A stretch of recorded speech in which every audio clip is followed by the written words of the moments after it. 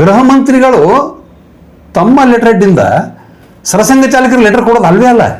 ಇದು ಬಹಳ ಹಾಸ್ಯಾಸ್ಪದ. ಇದು ಅವರಲ್ಲಿ ಒಬ್ಬ ಗೃಹ ಇಲಾಖೆಯಲ್ಲಿ ಒಬ್ಬ ಕಾರ್ಯದರ್ಶಿ ಇರ್ತಾರೆ. ಆ ಕಾರ್ಯದರ್ಶಿ ಮುಖಾಂತರ ಅದನ್ನು ಲೆಟರ್ ಕೊಡಿಸ್ಬೇಕು. ಈ ಉದಾಹರಣೆಗೆ ನಾನೊಂದು ಒಂದು ವಿಷಯ ಹೇಳ್ತೀನಿ ನಿಮಗೆ. ಸರ್ಕಾರದಲ್ಲಿ ಕರೆಸ್ಪಾಂಡೆನ್ಸ್ ಯಾವ ರೀತಿ ಆಗುತ್ತಂದ್ರೆ, ಇಲ್ಲಿ ಒಂದು ಉದಾಹರಣೆ ಮಹಾನಗರ ಪಾಲಿಕೆ ಇದೆ. ವಿಜಯ್ ಕುಮಾರ್ ಮಕ್ಕಳಿಗೆ ಅವರು ಮಹಾನಗರ ಪಾಲಿಕೆ ಆಯುಕ್ತರು. ಅವ್ರು ಆಯುಕ್ತರಿದ್ದಾರೆ. ನಾನೊಂದು ಲೆಟರ್ ಬರೀತೀನಿ ಈಗ, ಏನಂತೇಳಿ ಆಯುಕ್ತರಿಗೆ, ಶ್ರೀ ವಿಜಯ್ ಕುಮಾರ್ ಮೆಕ್ಕಳಕಿ ಆಯುಕ್ತರು ಮಹಾನಗರ ಪಾಲಿಕೆ ಅಂತ ನಾನು ಬರೆದ್ರೆ ಅದು ಏನೋ ಅಧಿಕೃತವಾದಂಥ ಸರ್ಕಾರಿ ಕಾನೂನಲ್ಲಿದ್ದಂಥ ಪತ್ರ ಅಲ್ಲದು. ನಾನು ಬರಿಬೇಕಾಗಿದ್ದರೆ ಅದನ್ನು ಲೆಟರು ಮಹಾನಗರ ಪಾಲಿಕೆ ಆಯುಕ್ತರು ವಿಜಯಪುರ ಅಂತ ಬರಿಬೇಕು.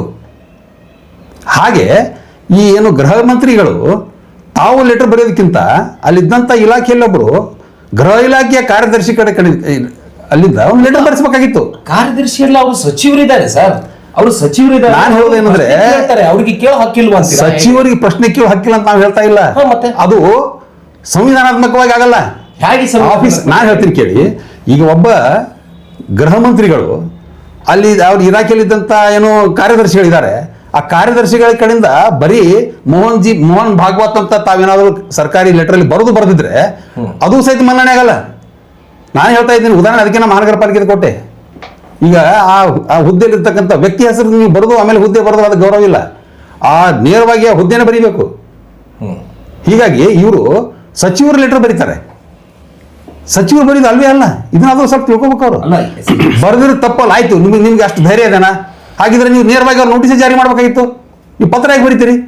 ರಿಜಿಸ್ಟ್ರೇಷನ್ ಮಾಡ್ಕೋಬೇಕಾಯ್ತು, ವಿನಂತಿ ಯಾಕೆ ಮಾಡ್ಕೋತೀರಿ?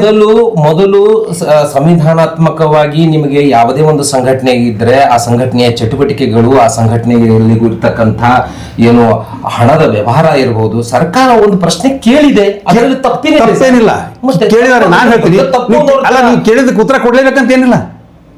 ಅಲ್ಲ, ಅದಕ್ಕಾಗಿ ನೇರವಾಗಿ ನಮ್ಮ ಸರಸಂಘ ಚಾಲಕರಂತ ಶ್ರೀಯುತ ಮೋಹನ್ ಭಾಗವತ್ ಅವ್ರು ಹೇಳ್ಬಿಟ್ರು, ನಕ್ಕ ಬಿಟ್ರು, ಅವ್ರು ನೆಗ್ಲೆಕ್ಟ್ ಮಾಡಿಬಿಟ್ರು.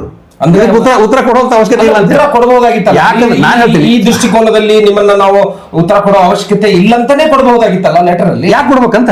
ಅದನ್ನು ಒಂದು ಕೊಡುವಂತ ಲೆಟರ್ ಆಫೀಸಿಯಲ್ಲಿ ಇಲ್ಲ ಸರ್, ಅದು ಕಾರ್ಯದರ್ಶಿಗಳ ಕಡೆಯಿಂದ ಬಂದಿತ್ತಲ್ಲ. ಹಂಗಲ್ಲ, ಆ ಗೃಹ ಇಲಾಖೆ ಕಾರ್ಯದರ್ಶಿಗಳ ಕಡೆ ಬಂದಿದ್ರೆ ಅದಕ್ಕೆ ನಾವು ಸಂಘದಿಂದ ಉತ್ತರ ಕೊಡಬೇಕು ಬೇಡ ಅಂತ ಯೋಚನೆ ಮಾಡ್ತೀವಿ.